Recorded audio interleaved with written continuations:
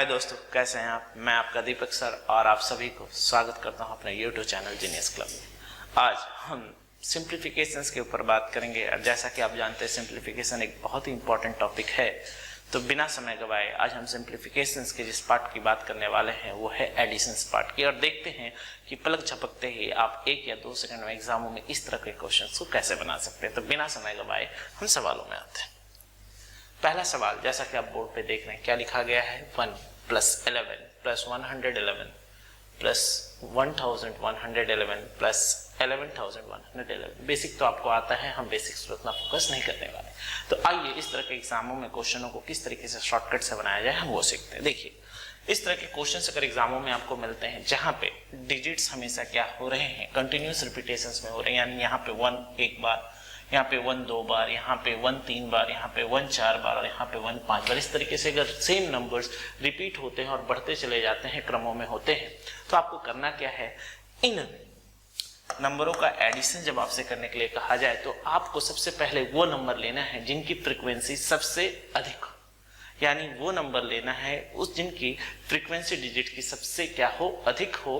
और लिखना शुरुआत कहाँ से करना है, राइट टू लेफ्ट। कहां से शुरुआत करना है, राइट टू लेफ्ट। अगर सिंपल स्ट्रेट फॉरवर्ड क्वेश्चन हो तो, यानी यहां पर 1 कितनी बार है, 5 बार। तो 5 × 1 करेंगे तो कितना आएगा, 5 लिख दिया हमने। यहां पे 1 कितनी बार है, 4 बार, यानी 1 × 4 करेंगे तो कितना आ गया, 4। यहाँ पे 1 कितनी बार है, 3 बार। तो यहाँ पे अगर हम लिखेंगे तो कितना आएगा, 1 × 3 3। यहाँ पे 1 कितनी बार है, 2 बार। तो 2 × 1 कितना आएगा, 1 और 1 1। यानी हमारे सवाल का आंसर कितना हो गया, 1 2 3 4 5। यानी याद रहेगा दोस्तों, इस तरह के क्वेश्चंस में करना क्या है, आप ट्रेडिशनल मेथड आप जानते हैं, उस पर बात करने वाले हैं ही नहीं, बिल्कुल ही।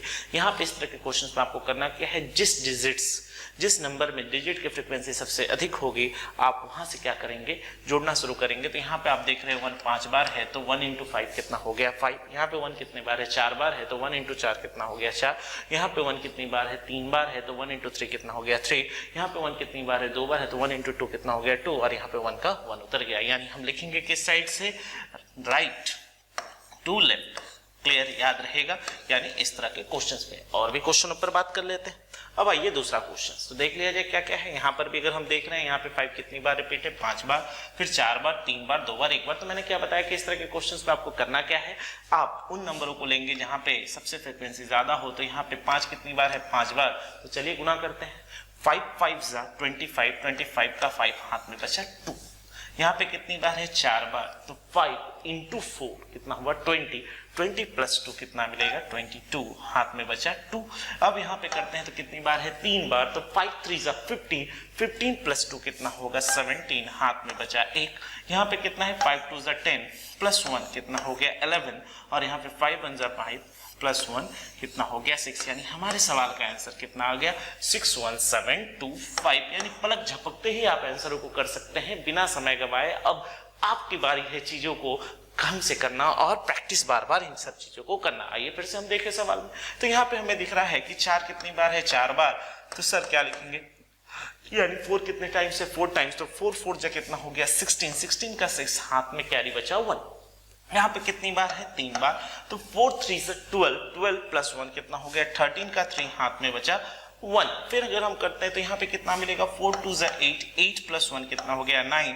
और 4 1 4। यानी हमारे सवाल का आंसर कितना हो गया, 4936। कहीं कोई दिक्कत नहीं, चीजें बहुत आसान से क्लियर है। अब कई दोस्तों को लग रहा होगा कि सर अगर मान लीजिए यही डेटा अगर डेसिमल में दिया हो तो क्या हम इसी तरीके से करेंगे। आता हूं दोस्तों, थोड़ा तो इंतजार करो, पहले इन चीजों पे तो कमांड बना लो। बन गया है तो आओ देखते हैं अगला सवाल। अगर डेसिमल में इस तरीके से रिपीटेशंस हो तो हम शुरुआत कहां से करेंगे। अब इस तरह के सवालों को आप देख रहे हैं कि यहाँ पर क्या है, डेसिमल्स के बाद 4 4 बार है, फिर 3 बार है, फिर 2 बार है और फिर 1 बार है। तो हमने क्या देखा था कि जब हम नॉर्मल फॉर्म में सवालों को बनाते थे तो हम उन नंबरों को लेते थे जहां पे डिजिट की फ्रीक्वेंसी सबसे ज्यादा होती थी और लिखना शुरुआत हम कहां से करते थे, राइट टू लेफ्ट। अब डेसिमल में क्या करना है, इन चीजों को ढंग से याद रखिए, इसलिए कहा गया है कि वीडियो ढंग से देखिए कि जब डेसिमल में इस तरीके की चीजें हों तो हम लिखेंगे किस तरीके से, राइट टू लेफ्ट ही लिखेंगे। बट हम उन नंबरों को लेंगे सबसे पहले जिनकी फ्रीक्वेंसी सबसे कम हो नंबरों में। तो सबसे पहले हम किसको लेंगे, 4 को। यहाँ 4 1 एक बार है तो 4 1 जा 4 हो गया। फिर यहाँ पे 4 कितनी बार है, 2 बार है, तो चलिए लिख देते हैं, अभी डेसिमल से हमें कोई मतलब नहीं। 4 2 जा 8 लिख दिया। फिर यहाँ पे कितनी बार है, 3 बार है, तो क्या करेंगे 4 3 जा 12 का 2 हाथ में बचा हुआ। फिर यहाँ पे कितनी बार है, 4 बार है, तो 4 4 जा 16 प्लस 1 17 हमने लिख दिया, हो गया। यानी हमारा वैल्यू कितना है 17284। बट क्योंकि ये नॉर्मल कैलकुलेशंस नहीं है, डेसिमल्स का कैलकुलेशंस है, तो हमें देखना है डेसिमल्स के बाद सबसे अधिक डिजिट कितने है, तो 4 है।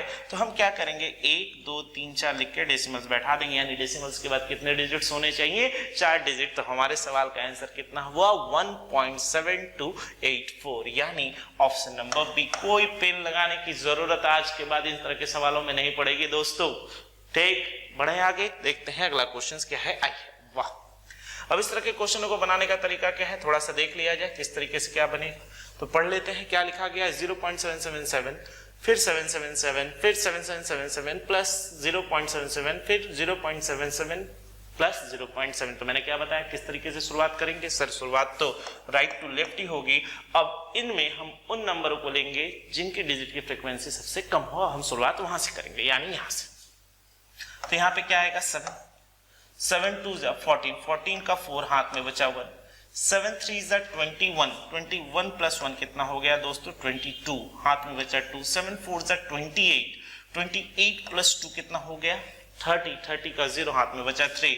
7 5 जा 35 प्लस 3 38 हाथ में बचा 3। 7 6 जा 42 42 प्लस 3 कितना हो गया 45। और डेसिमल के बाद 6 डिजिट हैं, तो 1 2 3 4 5 6, यानी हमारे सवाल का आंसर कितना हो गया 4.580247। यानी हमारे सवाल का ऑप्शन नंबर से विश्वास नहीं होता। विश्वास करिए, आप इस तरीके से एग्जामों को बहुत इजीली क्रैक कर सकते हैं। सीखना आपका काम है और सिखाना हमारा काम। तो इसलिए मैं कहता हूं जीनियस बनना पड़ेगा। हमारे साथ दोस्तों जीनियस क्लब से जुड़े रहें। और एक बहुत बेहतरीन क्वेश्चन हम लेते हैं, आइए देखें क्या है।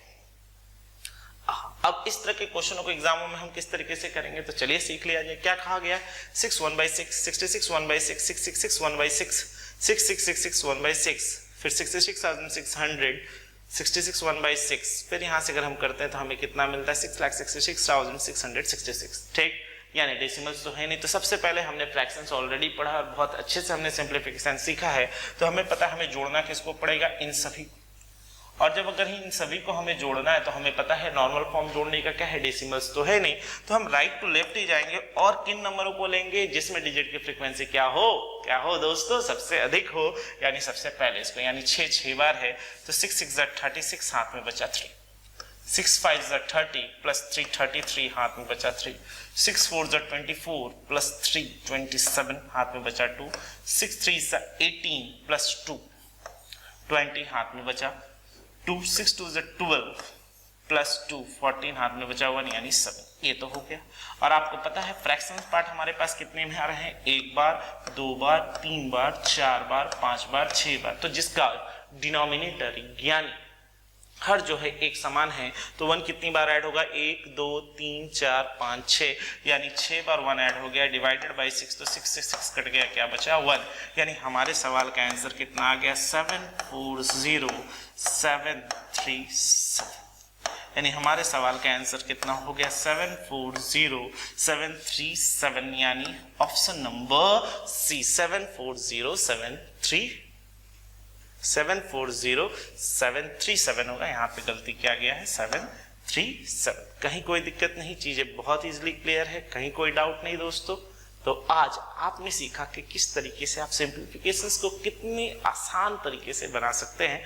तो उम्मीद करता हूँ सवाल समझने में कहीं कोई दिक्कत नहीं हुई होगी। तो आज के लिए बस इतना ही। Till here, thank you everyone.